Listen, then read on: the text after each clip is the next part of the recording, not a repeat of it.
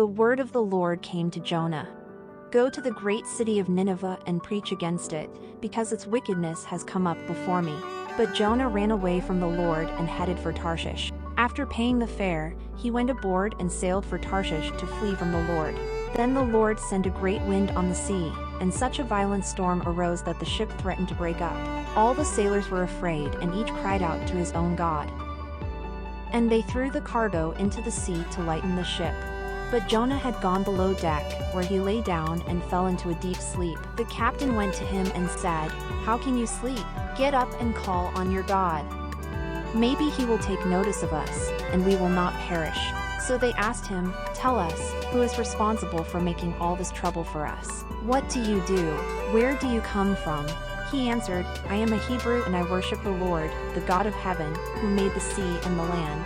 This terrified them, so they asked him, "What should we do to you to make the sea calm down for us?" "Pick me up and throw me into the sea," he replied, "and it will become calm." Instead, the men did their best to row back to land. But they could not, for the sea grew even wilder than before. Then they cried to the Lord, "Do not hold us accountable for killing an innocent man." Then they took Jonah and threw him overboard, and the raging sea grew calm. At this the men greatly feared the Lord. But the Lord provided a great fish to swallow Jonah. Jonah was in the belly of the fish 3 days and 3 nights. From inside the fish Jonah prayed to the Lord his God. And the Lord commanded the fish, and it vomited Jonah onto dry land. Then the word of the Lord came to Jonah a second time, "Go to the great city of Nineveh and proclaim to it the message I give you." Jonah obeyed the word of the Lord. Now Nineveh was a very large city. It took 3 days to go through it. Jonah began by going a day's journey into the city, proclaiming, 40 more days and Nineveh will be overthrown." The Ninevites believed God. A fast was proclaimed, and all of them, from the greatest to the least, put on sackcloth.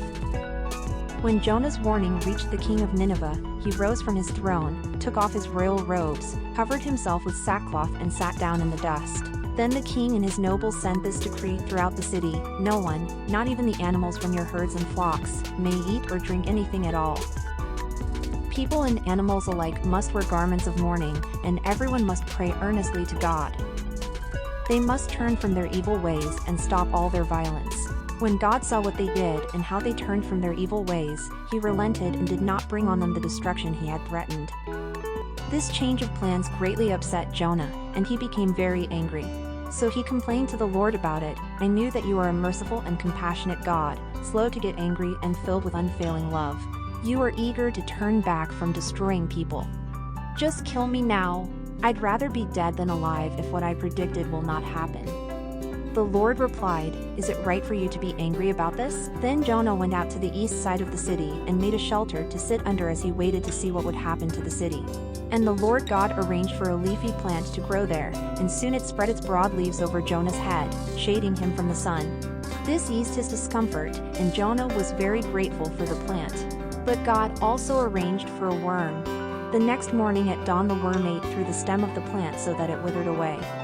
And as the sun grew hot, God arranged for a scorching east wind to blow on Jonah. The sun beat down on his head until he grew faint and wished to die.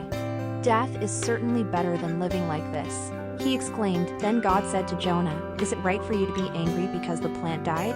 "Yes," Jonah retorted, "even angry enough to die." Then the Lord said, "You feel sorry about the plant, though you did nothing to put it there. It came quickly and died quickly. But Nineveh has more than 120,000 people living in spiritual darkness, not to mention all the animals. Shouldn't I feel sorry for such a great city?"